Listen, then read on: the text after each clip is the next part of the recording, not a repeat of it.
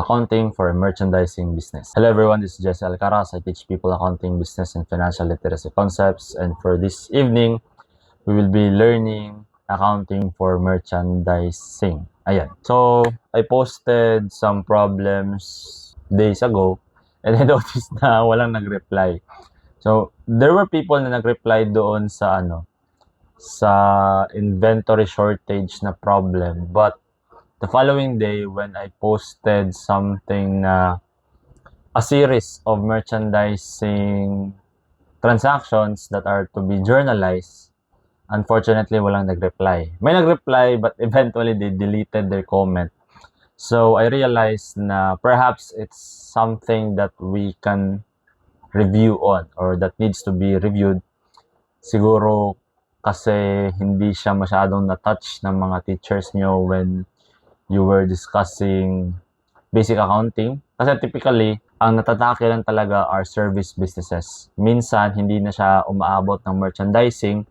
And there are also some curriculum wherein from service business, it immediately jumps into partnership and corporation. So for this video, let's go over the problems the transactions na binigay ko last day and sasagutan natin siya using the perpetual inventory system. So without further ado, let us go into the discussion.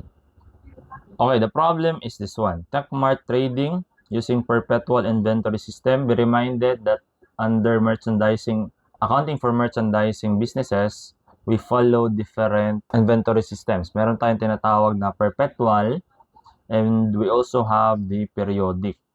And we also have different inventory valuation methods. Meron tayong first in, first out, last in, first out, and then moving average. So marami yan. So this time, for this problem, perpetual, yung accounting system natin, inventory system, and then the inventory valuation method is first in, first out. And yung requirement natin muna is number 1 lang. We will just be journalizing these transactions. So let us try to answer each of these transactions. Okay, July 1. July 1. Okay?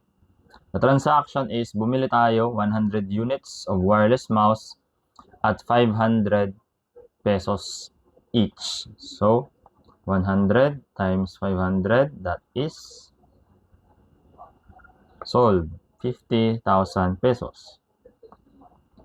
So if you are using periodic inventory system, the debit will be purchases. However, since we are using perpetual, we will be using merchandise inventory. Okay? 50,000 pesos. Okay. So, nadagdagan yung inventory natin. Take note, inventory is an asset. Therefore, since nadagdagan siya, we have to debit it. What about the word on account? It simply means that yung inventory na binili natin, di natin binayaran ng cash. Therefore, walang outflow ng cash. However, nadagdagan yung utang natin.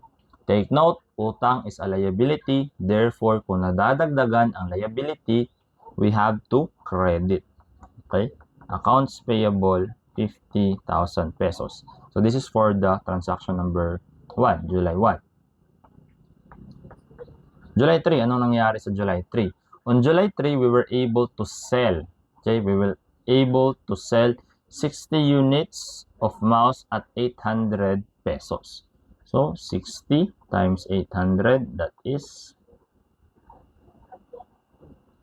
Oh, walang lumabas. Ulit. 800 equals... Ayan, sold. 48,000 pesos. So, nakabenta tayo. Our sales increased. Take note, sales, that is revenue. And when the revenue increases, it demands a credit. Sales should be credited. How much? 48,000 pesos. What about our debit? Take note, it is on account. Wala rin tayo natanggap na pera, but our collectibles, our receivable has increased. Therefore, accounts receivable is an asset And since it increased, it demands a debit. 48,000 pesos. Okay, take note. We're using perpetual inventory system. And under this system, we have every time na nakakabenta tayo, we also have to record the cost of goods sold. Okay, take note. Kapag nakakabenta tayo, nababawasan yung inventory natin. Magkano yung nabawas sa inventory natin? 60 units. Take note, the 60 units, yung 60 units na yan, in terms of inventory, in terms of merchandise of inventory, that is only 500 pesos. Therefore, the sales is 48,000, but the cost of goods sold is only 60 times 500 equals 30,000 lang. Therefore, nabawasan yung merchandise inventory natin ng 30,000 pesos, and this 30,000 pesos will now be charged to our cost of goods sold. Ayan, 30,000 pesos. By the way, track muna natin ang inventory natin as of now. Number of units, then peso value, because we will be needing it later. Nagdagdagan ng 100. Okay, and then peso value nito is 50,000 pesos. Take note, nabawasan ng 60, and the 60 is 30. Ayan. So as of now, we have 40 units and 20,000 pesos. Okay. What's next? July 7. 7. Returned 10 units from July 1 purchase due to defects. So, ano to? Is this a sales return or a purchase return? So, this is a purchase return. Okay, for July 7, we have returned 10 units from our July 1 purchase due to defects. Be reminded that we will be returning 10 units, and the cost of those units is 500 pesos. In total, mababawasan yung inventory natin ng 5,000 pesos. So, credit merchandise inventory, 5,000 pesos. And then, at the same time, since nagbalik tayo ng merchandise inventory amounting to 5,000, mababawasan din yung accounts payable natin ng 5,000 pesos. Okay, so let's update our list. Nabawasan ng 10, then nabawasan ng 5.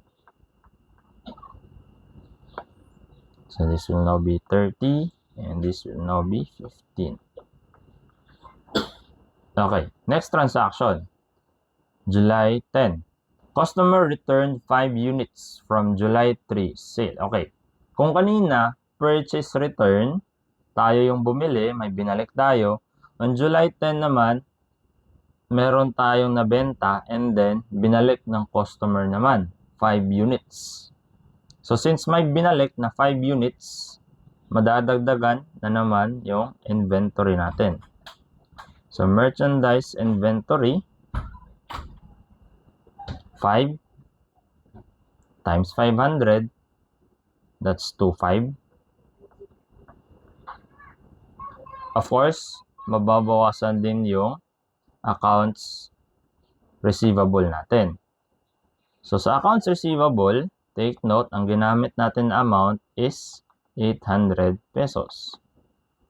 Therefore, meron tayong ibabawas na accounts receivable amounting to 3,000 pesos. And then, yung sales natin, mababawasan din ng 3,000 pesos. Sales return. Yan. Next would be the cost of goods sold. 2.5 din. So, there you have it. The accounting for merchandising businesses. It's actually an overview lang, and probably in the next days or weeks, we will be having additional discussions on it, especially if meron kayong mga comments or questions and topics na gustong mabigyan natin ng emphasis. So, ayun lang, and mayong gabi sa tanan.